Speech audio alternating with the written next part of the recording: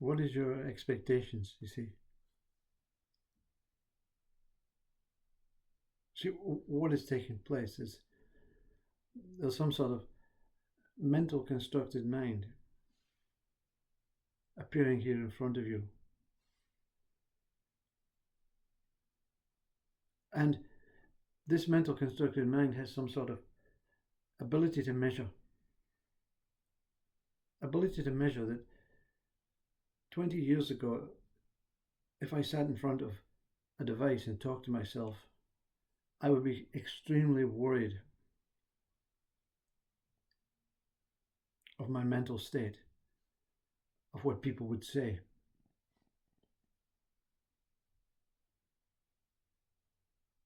But now, it seems this is acceptable because life changes. The mind changes.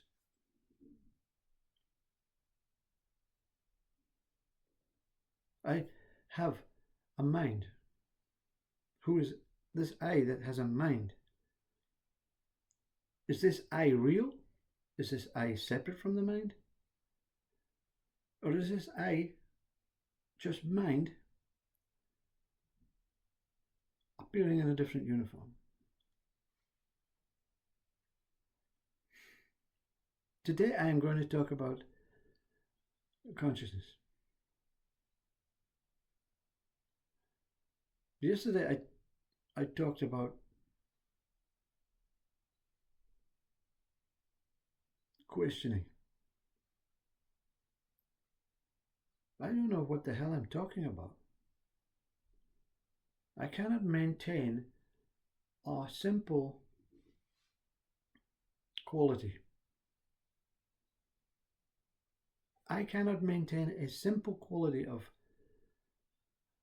being.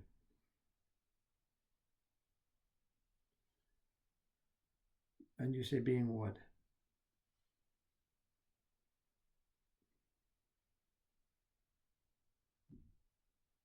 And I say, being here. Because the minute I verbalize my constructed mind and whatever topic it wants to deliver, or chooses not to deliver, because the mind has choices. I can talk about God, or I can talk about self. The mind has made up its mind that they are different. They have to be different because they're using two words to describe. Even if it's the same thing, why would you use two words to describe the same thing?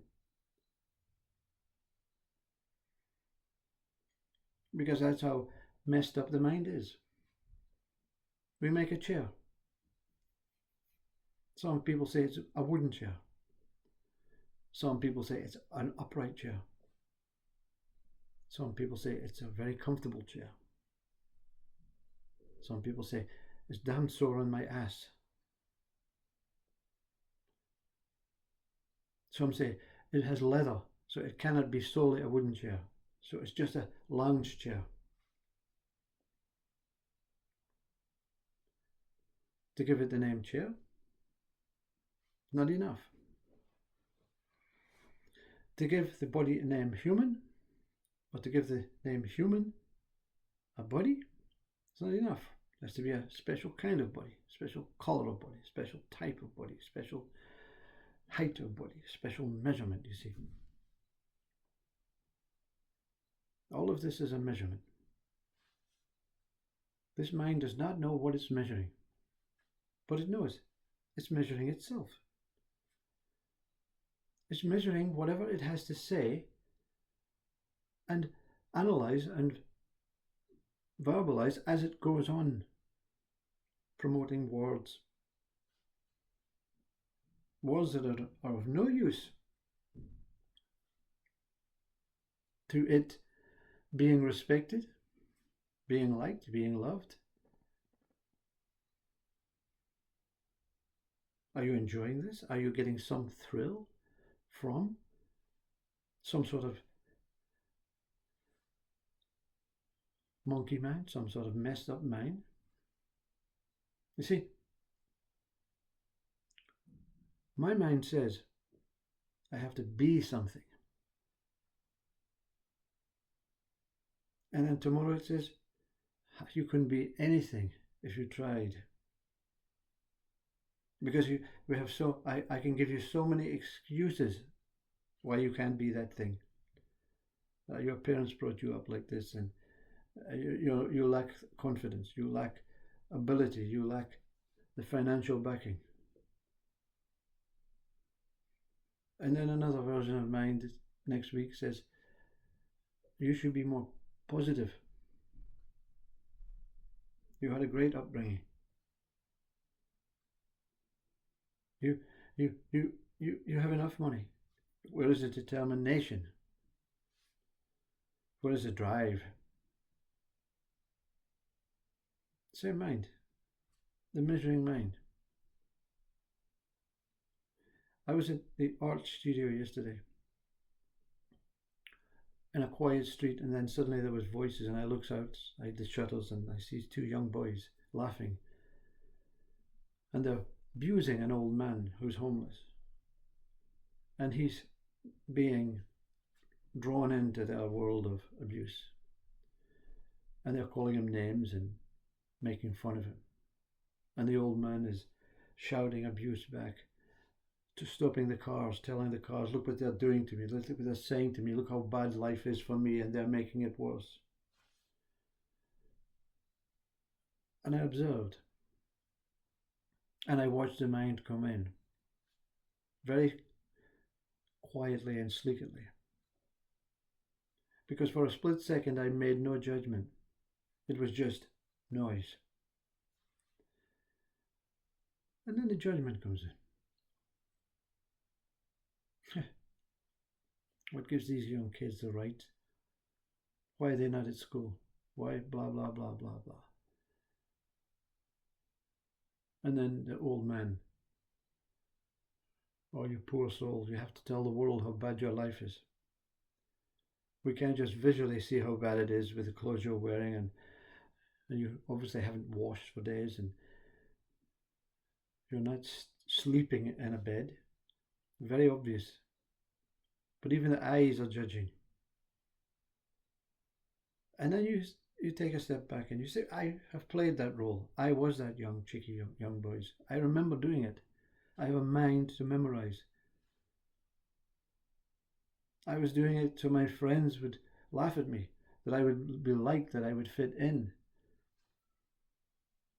that they would respect me. But I also play the old man every day, telling the world how bad it is. Telling the world, look at me, I haven't got this, I haven't got that. Or telling the world that they haven't got this and they haven't got that. You see, I've played every role.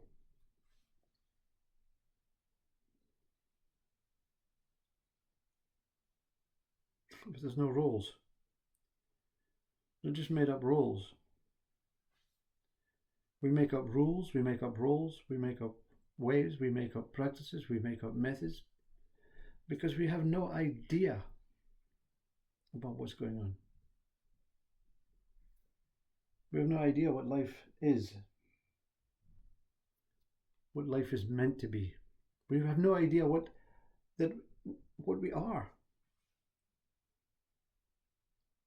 So we have to settle for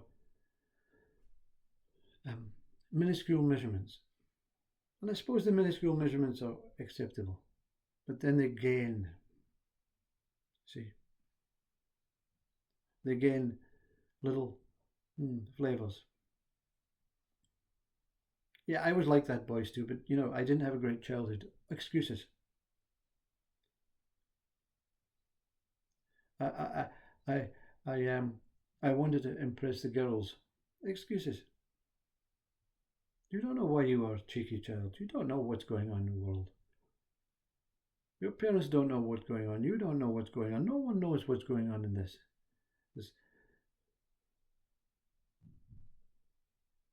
The old man, he needs an excuse. It's not my fault, it's their fault. They're abusing me. I want to be left alone.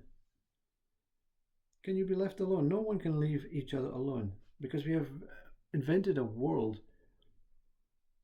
that we're separate. And if you invent a world that you're separate, there's a period of time when you want to be left alone, or when you want to be part of the crowd. See? But this is a mental construct. This is a mind not knowing what the hell it's talking about. But it knows it's talking because of of the very act of stringing words together, verbalizing, talking. I'm not playing the role of the entertainer, unless you find this entertaining. But no matter what role I play, you'll find a differing role, you see. I say I'm a bad father, and many will say, no, you're a good father. And then there's negotiation, there's measurement, there's valuation, there's, the Edward de Bono, let's take all the positives and all the negatives. Yeah? And if the negatives supersede the positive, then you're a negative man. You are a bad father. To hell with the rest of the positives, because our mind only understands good and bad. I'm either good or bad. We all hate the draw in football. Actually, we feel comfortable with a draw. But that's just my mind messed up. My mind says equality. Your mind says, no, to hell with that. I'm going up there. Or, I wish it was, but I've been dealt this bad card in life, and I'm right down here. This mind knows that it's not addressing anything valuable to your mind. But it knows that it's looking and seeking for a way to understand itself. And we don't understand each other's minds. So we say, but it's all one mind. The specialists, the enlightened, the gurus, it's all one mind.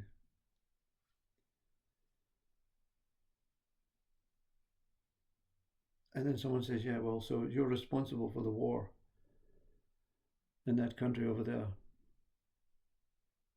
Well, not really. It's all one mind.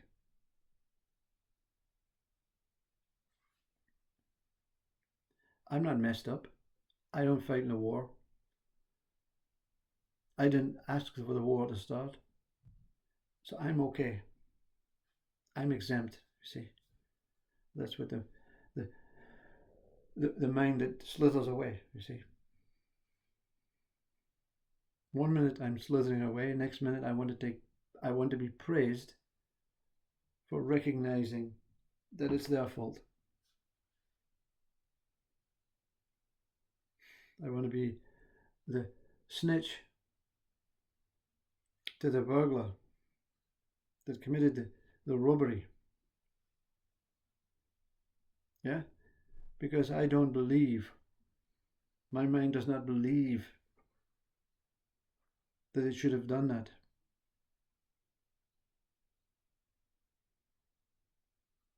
And then all your friends say, you're a snitch. Keep yourself to yourself.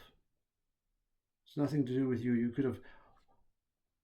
Your family could have been in danger because that man has contacts.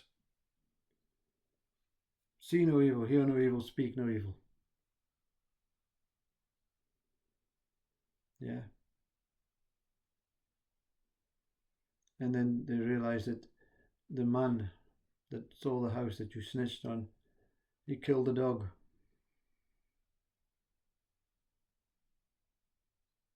And you, oh my God, thank God he got caught. That's not right. You're a hero. Well done. The mind just juxtaposes itself for a position in the world, a role. I want to play a role. I've played the role of the young man yesterday morning. I've played the role of the old man. I still continue to play these roles. One day I'm feeling good. One day I'm feeling bad. Then we find reasons. What are the reasons you're feeling good? Let's look at your mental state. Let's look at your brain. Let's look at the weather. Actually, the day you felt good, it was sunny. The day you felt bad, it was horrible and raining. It's the weather. It's the climate. And the next one says, no, you have some sort of major illness, a mental inability to be normal.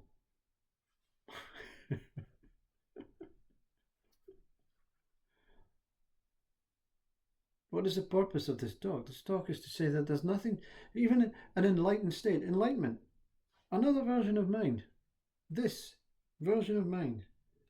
To say I have a striped t-shirt, version of mind. To say I'm a man, a version of mind. To say I'm a human body, a version of mind. To say I awakened, a version of mind. To say God exists, a version of mind. Another anecdote, another app. And there's nothing we can do. I'm not trying to say here that suffering is only for that kind of people, or I'm suffering, or you're suffering. We just don't know. We don't even know what suffering is. We don't know what success is until we determine it, until we create it. Yeah? You're taller than him. You have much more presence. Why? Because you're taller. You take up more space. So you're much more present.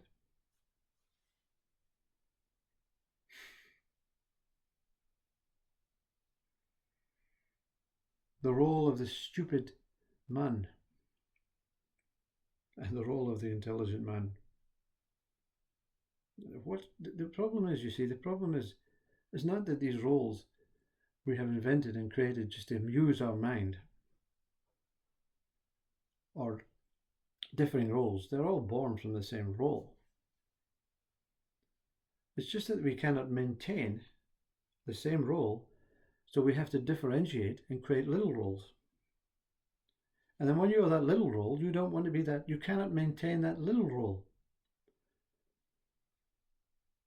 So today I'm a joiner, the role of the joiner. Tonight, I have to be the role of the father, or the role of the committee in the bowling club. And Sunday I have to be the role of the religious man. I have to fit in to the roles that my mind expects me to fit into. And if my mind does not expect me to fit into any role, other minds will expect me to fit in to the role that they want me to fit into the role. You see?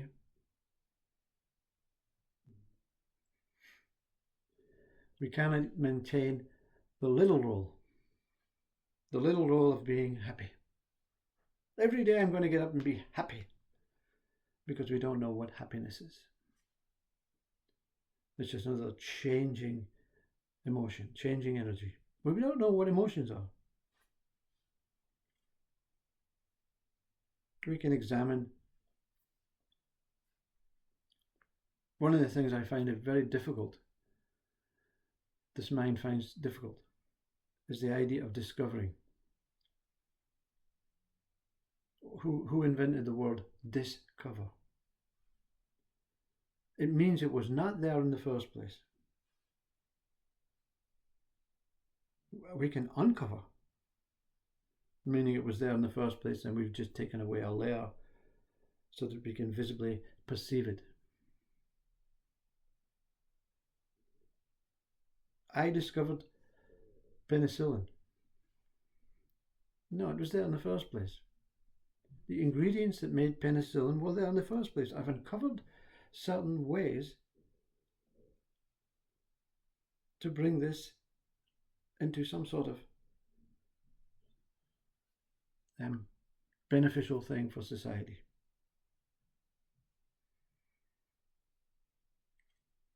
The astronauts, they go out in space in their spaceship and into third gear, fourth gear, fifth gear. Well, let's move on out of the galaxy. Look, wow, there's a planet. That's not one of the ones we know. So let's take four. Oh, yeah, look what we discovered. Didn't discover it was there. There's nothing that can be discovered. How do we spend our life trying to discover who I am? And even the most profound non-dual speakers, they say, yes, there's nothing, emptiness. Well, so you've discovered emptiness. No, I am emptiness. So your mind is able to measure what you are. Yes. Well, no. Well, yes. Well, no. You cannot measure what you are without emptiness having an opposing value. So my mind knows fullness. So if you are now empty, you are not complete, because you're in a opposing, you have two things in the room, full and empty. You have to be half of the room, you see. No, there is only emptiness. Yeah. And everything is born from emptiness. So you're not empty. Yes, my primary role is emptiness. And that's how it feels to the body. That's how it feels to the being. Because consciousness is all that exists. But to use the word emptiness is just another measurement. To use the word self, a measurement. To use the word God, a measurement. To say something exists that we know about. And that each one of us exactly knows the same thing, about the same thing. And there's no dispute. There's no negotiation. There's no comparisons. There's no different way of description. We all know the same thing. It's not feasible. It is, because only consciousness exists. But the mind wants to know what it is. It wants to know, how can I see it? How can I feel it? How can I understand it? How can I discover it? How can I be it? Same as the roles. How? Questions. How can I be a great father? Do this. And you do it. And the one that says to do it, the next day, well, you nearly did it. Well, in my own mind, I did it exactly how you said it. No, you didn't listen. You know, you were supposed to do it in this order. Okay, I'll do it in that order tomorrow. No, you're still getting it wrong. So, you find excuses. What are you telling me? That I am not able to listen? Well, I must be stupid. Saying you're stupid is a way out. Saying you're intelligent, a way out. Saying you know something more than someone else, a way out. We think it's a way in.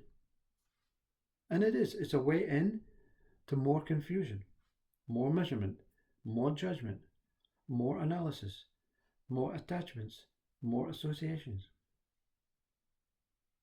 All of this is just words strung together. I don't know where they're coming from and how they come. But I'm not saying anything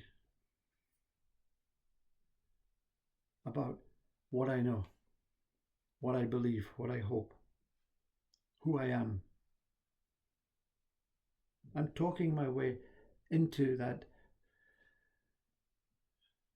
what you would call a messed up mind, because it's not clear, it's not transparent, it's not giving you what you want, it's not giving you feel this one is not a happy man, a contented man. This man is confused. This man needs help. This man needs direction.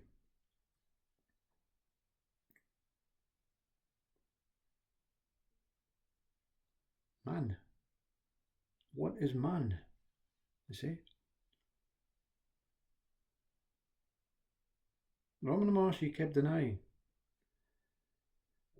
Not because he was ignorant, not because he knew better, because it was easier to just be present. I don't have to think about tomorrow, because tomorrow is just an idea, a concept, an evaluation, a measurement. So that man thinks it knows something, but man doesn't even know what it is. It uses a mental construct from primitive days, from beyond primitive days. You think man is an essential tool to life. You think consciousness created man because it thought man was wise and man could follow rules and regulations. You see, that's why consciousness, you call it God, you think God is something that created and something that can change and something that can develop and evolve. We don't evolve, we don't develop, we're just the same old man. But we're not even a man, the consciousness. Consciousness just happens to flow along, and whatever appears from it, appears from it. And whatever appears from it, disappears from it. And it keeps disappearing and appearing and disappearing and appearing like that, waves in the ocean. And it has no feeling about doing a great job or intervening, you see. Peace is to know that nothing will change in this whole entire universe. Nothing will change that will affect a better life for you and me, or a worse life for you and me. Life is life. Consciousness is consciousness. If you want to say I'm a man, man is man. Man is not an intelligent man. It's not a superficial man. It's not a wise man.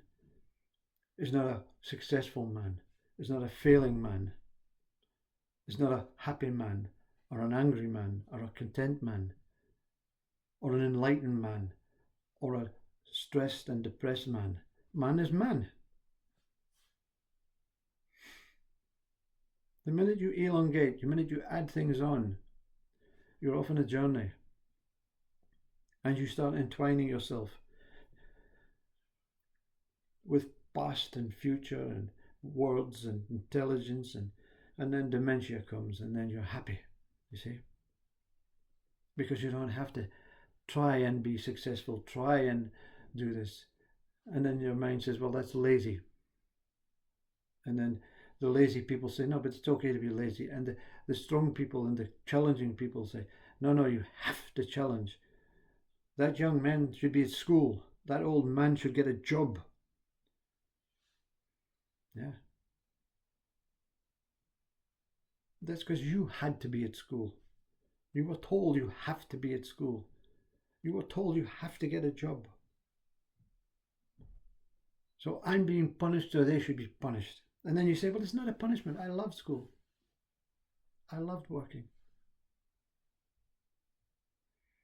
You have to justify everything. The mind wants to justify its existence. Justify that it's okay to want and need and have more.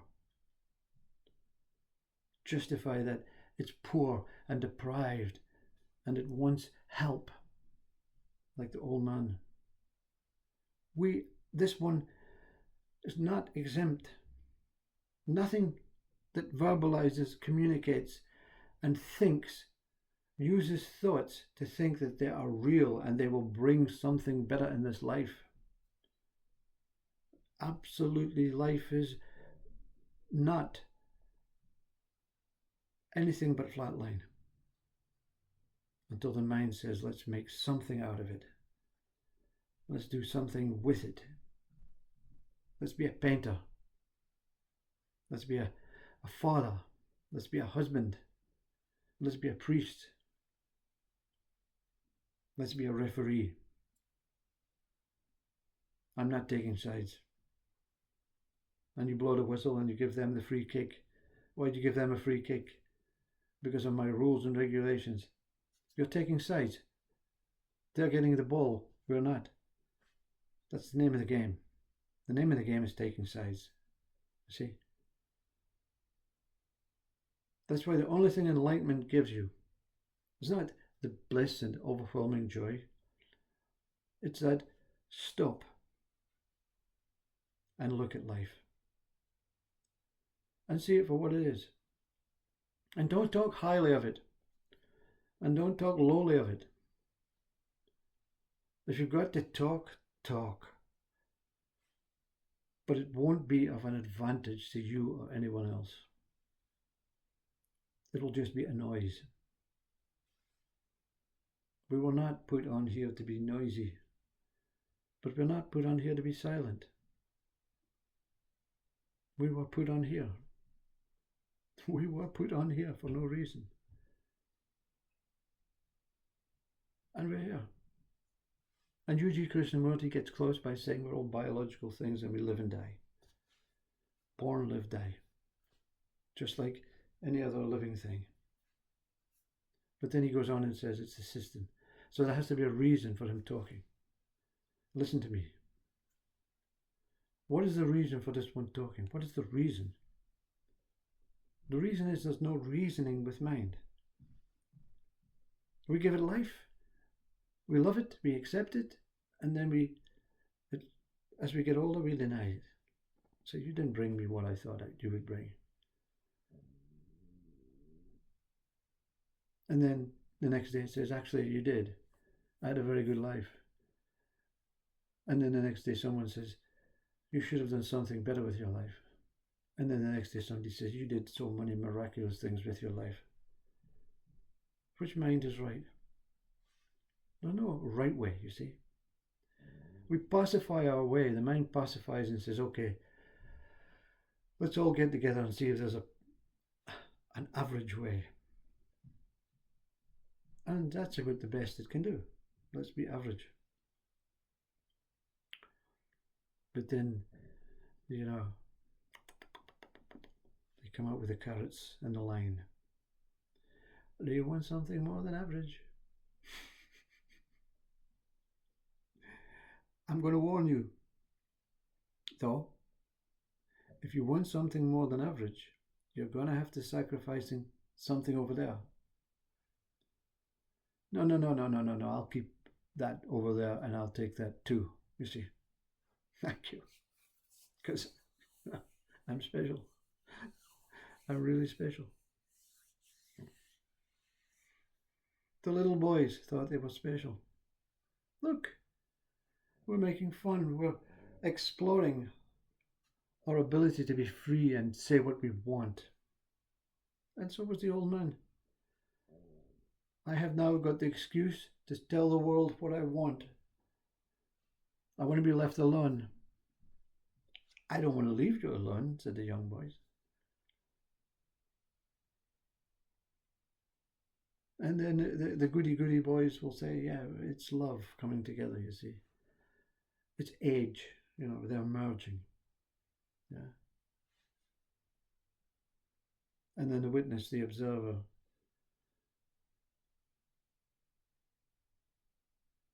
it stops judging and goes back to its painting and starts judging the painting and starts judging the time and starts judging what's going to happen the rest of the day. Even on your own, your mind. Even your mind is on its own, looking and seeking and searching for something better than this.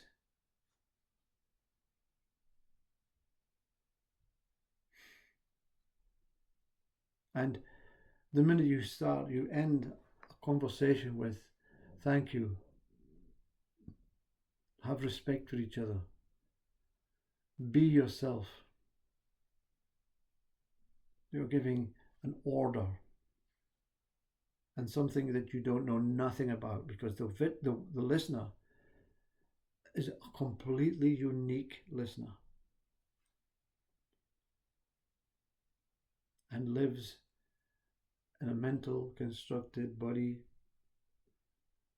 looking for mental constructed appropriate ways just to be left alone, just to disappear, or to be loved, to be liked, to be needed.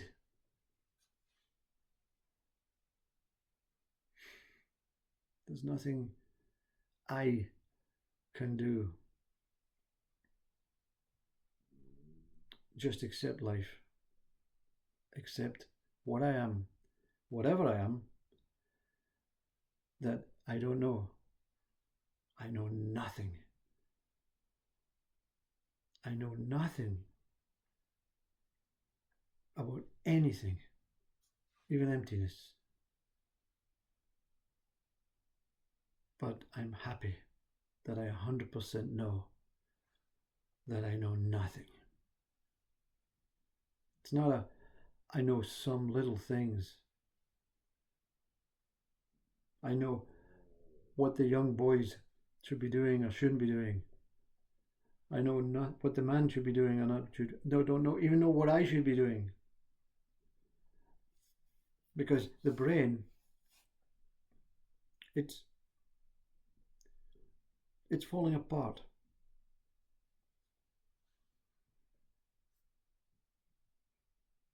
Nature, that's what they call it, nature.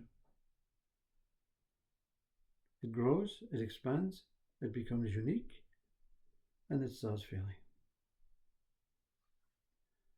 And you can see the specialist, you can see the psychologist, the counselor, the therapist, the guru, the teachers, the monks, and they'll tell you so many things that's possible to make it less painful. But you don't know what pain is. You don't know what pleasure is. You just know that whatever is within has never been bound. So it can never be free if it has never been bound.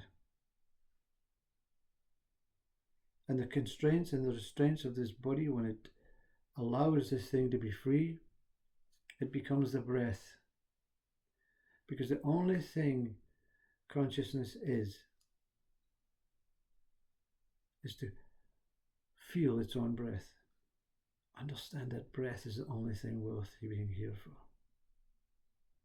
And the body will definitely approve that one.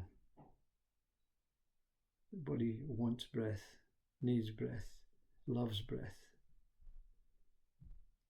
So, just to breathe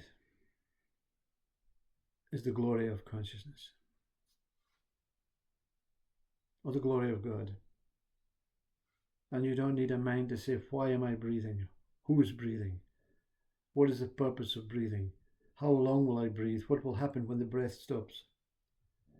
That's the fucked up mental constructed mind that keeps itself prisoner. It's to constrain the body because it loves the body, because it cannot live without breath either.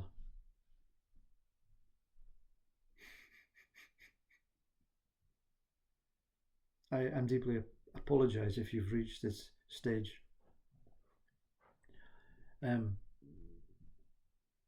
But I'm pretty sure if there's anyone still here,